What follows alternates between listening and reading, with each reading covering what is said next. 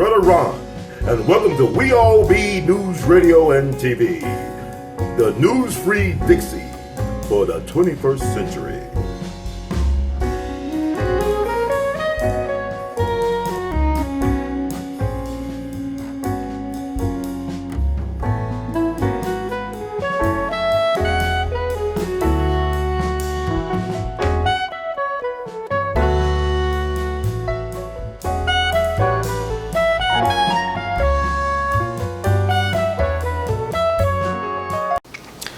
Welcome, family, to another wonderful, infotaining, edutaining edition of the Artivist Thinks, Thought Provocateur.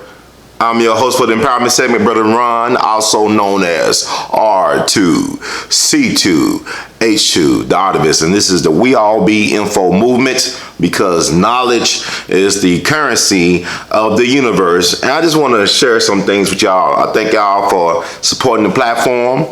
I will tell you many more ways to support the platform, not only by viewing and hearing or listening, but also sharing and also investing back in this movement so we could do more things for the people. Because for the people, by the people, all power to the people. And with that said, let's get on with our segment. Today we'll be talking about what's happening with Cuba Gooding Jr.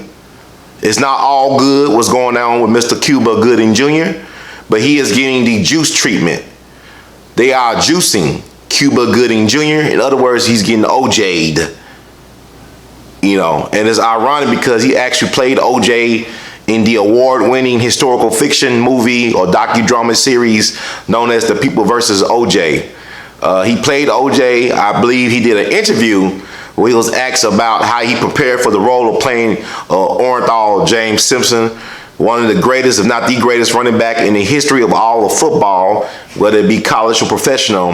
And he said he did not consult with OJ while he was in prison at the time, because OJ was serving time for trying to take back his football cards and memorabilia in Las Vegas hotel. He was serving time in Nevada. And, there's another thing. Everybody's eating off of OJ. Everybody can make money off of OJ but OJ. OJ just recently got on Twitter during the 25th anniversary week of the Ronald Goldman and Nicole Brown Simpson murders, the double murder that got him in double jeopardy or in trouble. And, he got on social media. He made his social media debut on Twitter. And he said it's time for him to get his. OJ's getting his big payback, the big payback, right? And how ironic on the 25th anniversary week that we find Cuba Gooding Jr., who portrayed OJ in that hit piece or propaganda of a film or a movie, getting his OJ treatment.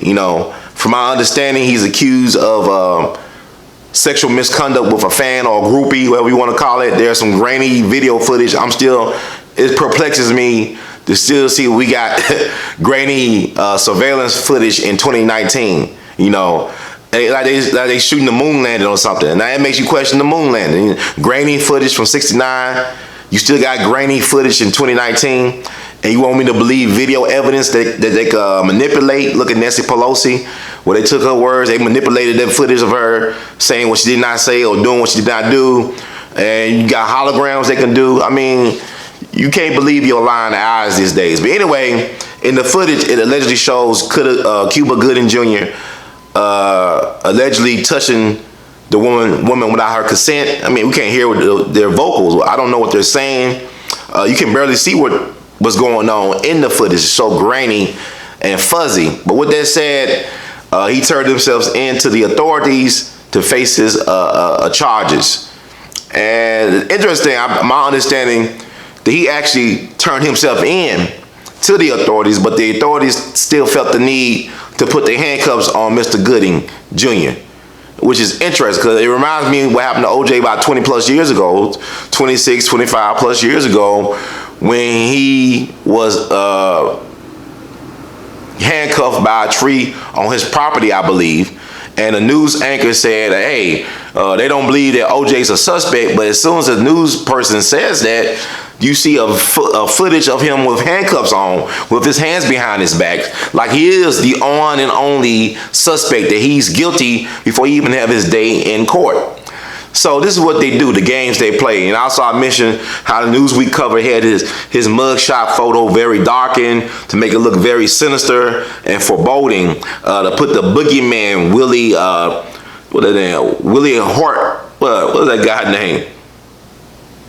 That commercial they did back in the day that discredited Dukakis furlough program. Willie Horton, was that Willie Horton? Please correct me, that's Lee Atwater's brainchild, that Willie Horton commercial where Willie Horton did some terrible things while on a prison furlough, and Dukakis was the governor of Massachusetts back in '88. But anyway, the black man must always be America's boogeyman, regardless of the cost and the price. So, Cuba Gooding Jr., he has said in many instances that he believed that in the justice system, but it's really just us, that he believe in due process, but he don't get that treatment. He never heard about Cuba Gooding Jr. getting in trouble for sexual misconduct. He's been basically a Boy Scout in Hollywood. I mean, he's married his high school sweetheart, who's a white woman. But he's 51 now, and all of a sudden he's got in trouble with keeping his hands off of people, especially women. Now all this stuff come out post Me Too, Time's Up, post Bill Cosby, R. Kelly. Now Cuba Gooding Jr. is a bad guy. It's like you never heard about Cuba Gooding Jr. getting in any type of trouble as far as career goes. You didn't hear about him with no controversy. I mean, he won an Oscar.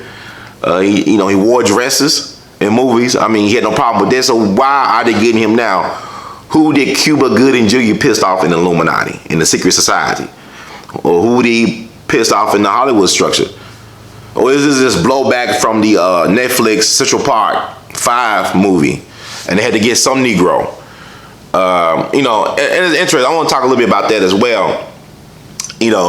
How they treating Cuba Gooding Jr. Because once they put these charges on you, you got the social media lynch mob. They're going to believe everything and going to amplify the worst things. And when the truth finally comes out, nobody cares for the truth. Because the lie ran multiple sprints around the world by the time the truth makes its, even start on its marathon. So with that said, people need to study history. I look at people, YouTube videos and other things. My thing is really study history. Because y'all like that Central Park 5 was this phenomenon that never happened before. And y'all don't want to really look at the Scottsboro 9 case, which is the granddaddy of them all, or the great granddaddy of them all, in terms of black boys and men being accused of raping white women and the effects on the people, their families, and the black generational trauma that pursues.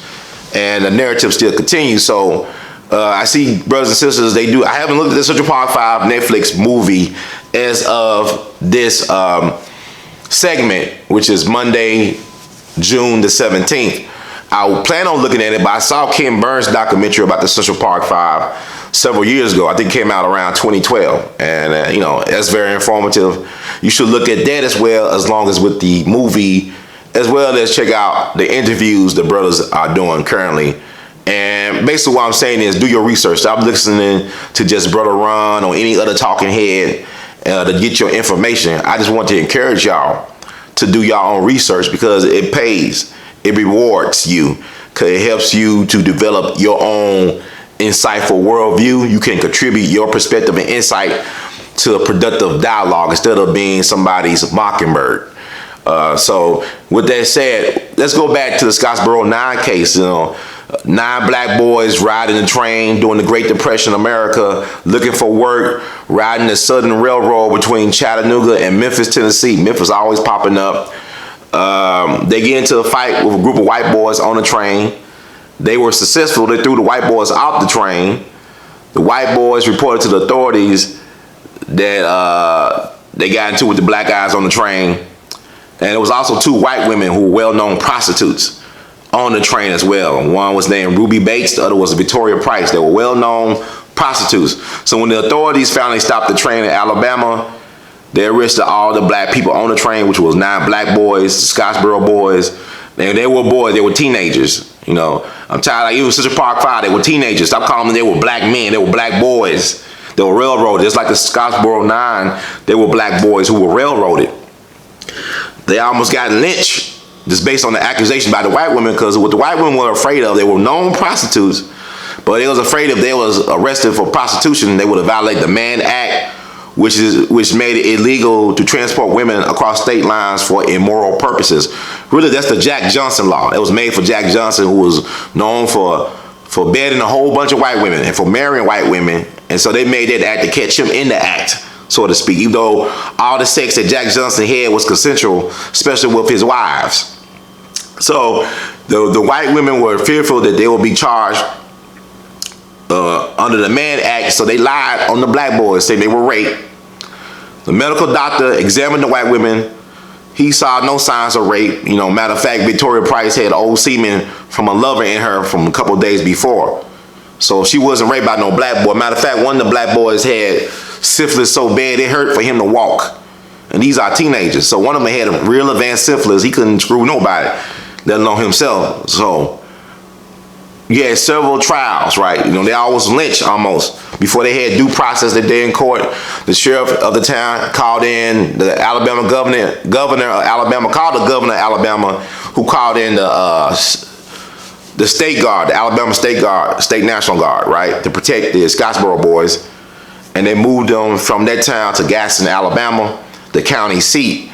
So I say all this to say it was a lot of mistrials, appeals.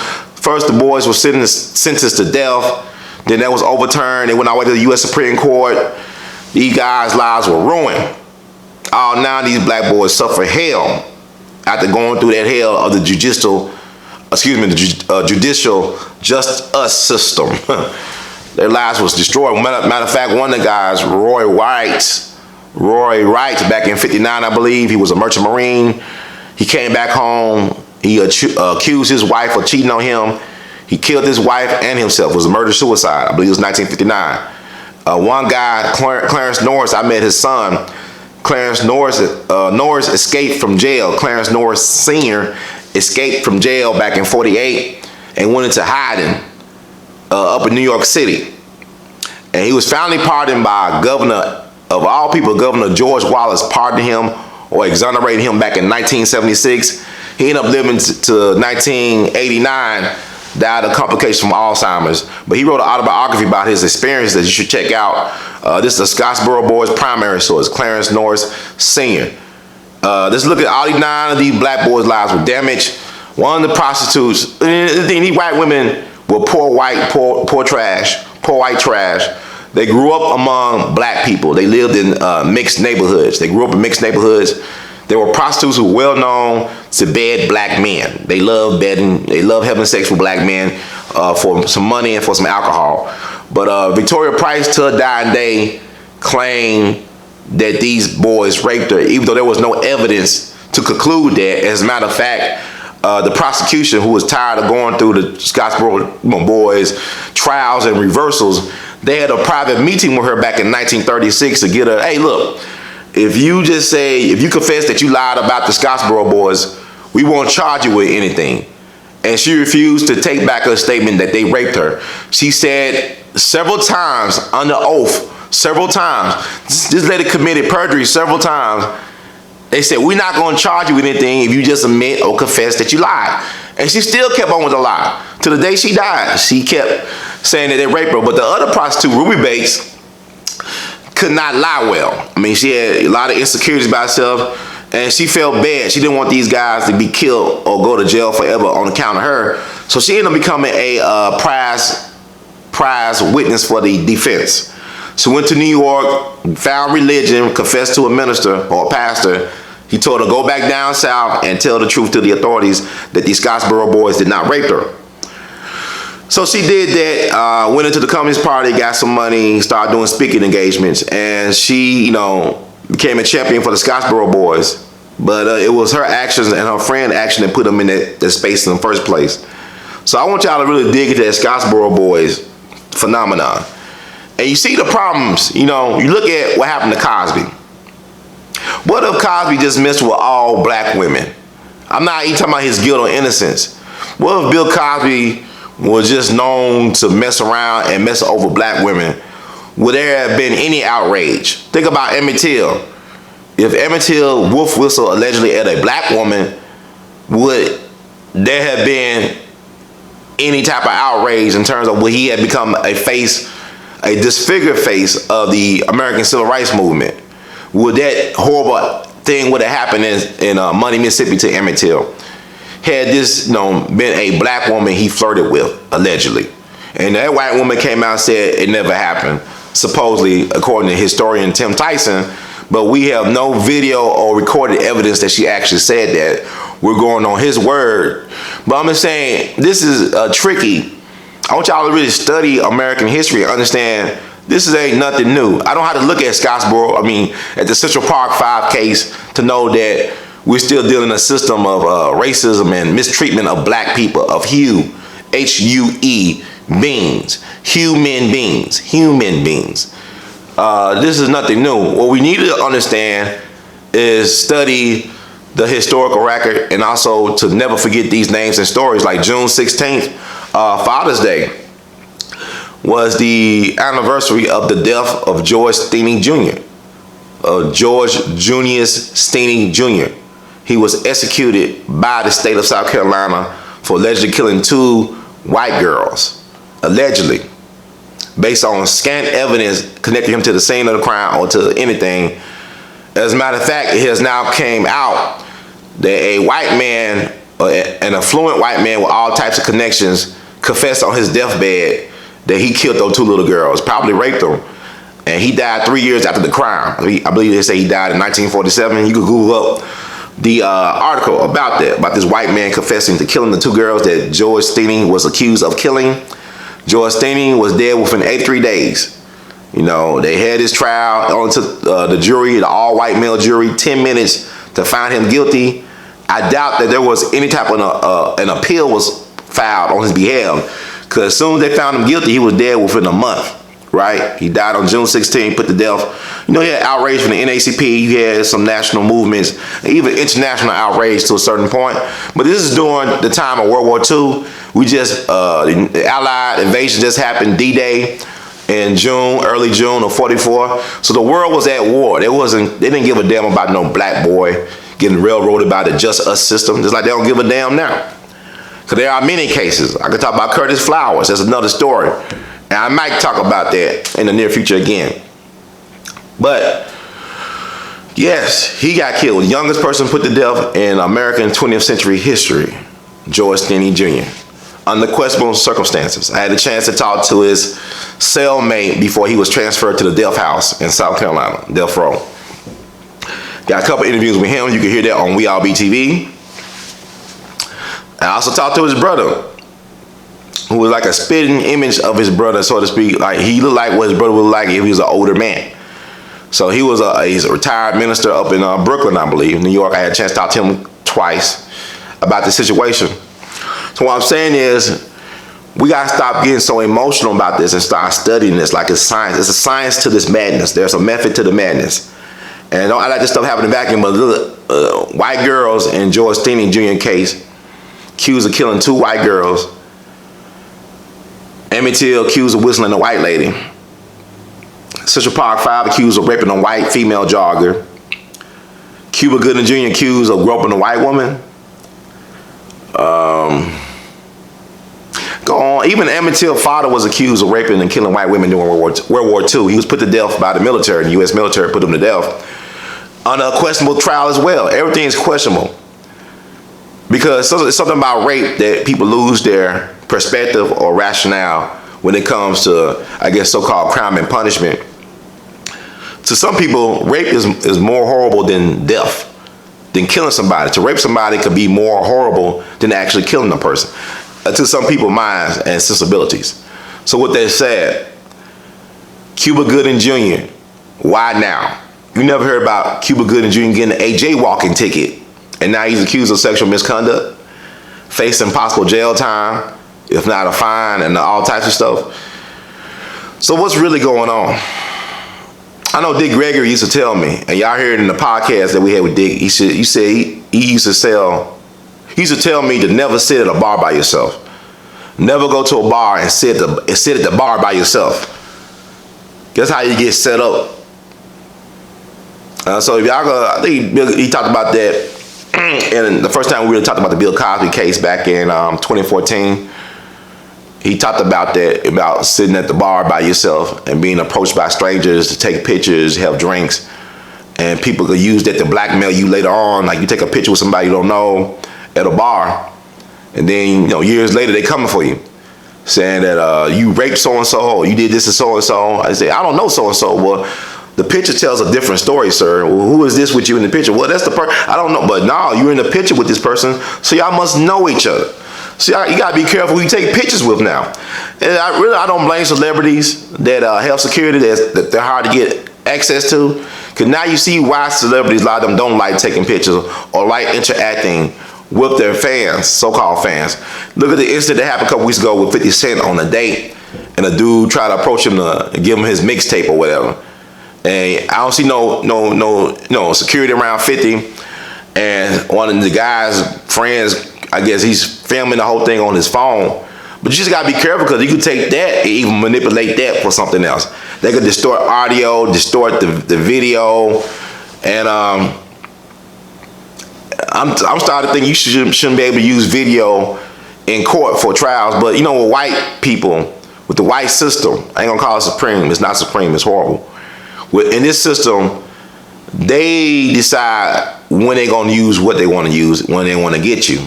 In other words, like, they might not use video evidence, they might not use this, but if they want to get you, they'll find a way to get you. Like Judge Joe Brown even said, even if they can't prove their case against you, they'll tie you up in court to financially break you sometimes. They'll make sure that they tie you up in court so long and you deplete all your financial resources. By the time you deplete up your resources, this is when they attack you and put you in bars, behind bars, or get you. So they're going to punish you even if you're innocent. They're going to find ways to punish you. It's torture. Like I tell people, Earth is just a gentrified version of hell. Earth is just a gentrified version of hell. So Cuba Gooding Jr., regardless if he's exonerated, he could still be liable in civil court. And on top of that, not even about the money, his reputation has been undermined. It takes 20 years to build a reputation, only 20 seconds to destroy it. It takes 20 years to build a reputation and only 20 seconds or less to destroy it. So once he's been accused, he got like a scarlet letter on his chest, just like a woman would be. It's a damage to his legacy. Because I hear stories about a lot of great white stars. People like accused Ronald Reagan of raping them, who was the president of the Screen Actors Guild at one point. He was accused of rape by a woman. Clark Gable was accused of rape by another movie star. I think her name was Loretta Young. Loretta Young said that he raped her on a train when they were doing a movie, and she had a love child, or she had a child because of the rape. And that woman's passed, but y'all can look at it. I believe the star name was Loretta Young, but I believe she felt guilty about it. Maybe she was at fault for, I guess she felt like she seduced him and he raped her. I don't know. Let's read it. Like this Clark Gable, alleged rape of Loretta Young, another movie star. And Clark Gable is supposedly was passing. He was black.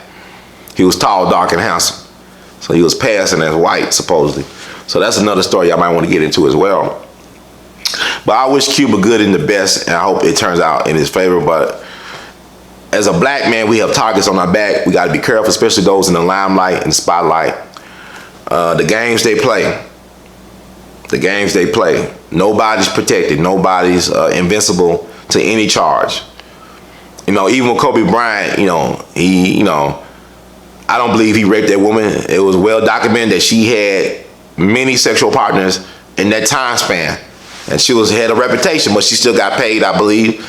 And Kobe still got to deal with that. Like when he won the Oscar for his documentary, you still had pushback from the establishment trying to, blackball him. But yet they protect people like Woody Allen and the Roman Polanski's and even the Harvey Weinsteins. But our people have no such protection, and they're not allowed to continue to their career. But it is what it is. So yeah, man, check out the Scottsboro Boys. I actually went to the official ceremony where they exonerated the Scottsboro Boys. And I met Clarence Norris Sr.'s son, Clarence Norris Jr. Clarence Norris Sr. Senior was the last Scottsboro boy. He got pardoned by George Wallace in '76. I think George Wallace said he didn't do it. And that's so-called Mr., this is before Trump and this Mr. Alt-Right, before there was an Alt-Right, and Mr. George Wallace. Segregation today or now and segregation forever, that guy, right? He pardoned the last living Scottsboro boy. And to my knowledge, the Scottsboro boys never received any compensation. Never received any type of compensation for their troubles. They didn't get no $41 million like the Central Park Five. And they deserve to get money. There's not enough money to me to give them guys what happened to them. And I'm glad that their story getting out there. I'm glad that they're getting recognition for their sacrifices, that they are being heard on different platforms. But there was no such support for the Scottsboro boys. This is before the age of social media, internet, and all that stuff. And people had phones. So, with that said, I hope that you got something from my ramble. And feel free to share. Feel free to subscribe to We All Be TV. If you like the words from Brother Herd, please share with your tribe, your herd. We All Be TV on YouTube. Also support and invest in the movement. PayPal, Google Pay, r2c2h2@gmail.com. That's r2c2h2@gmail.com. Also, we do Cash App. Our handle is r2c2h2. That's r2c2h2. I said it right. I said r2c2h2. All right. And yeah, let's dig into that, because today Cuba good and Junior, tomorrow who else?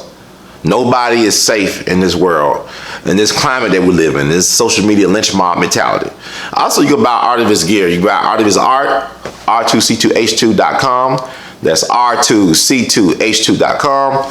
You can wear Artivist art. That's me with Ida Wells, rocking my Ida Wells. That was a dynamic, and she proved. Ida Wells figured out that when black men were accused of so-called raping white women, that the so-called rape was actual consensual relationships. They were consensual relationships.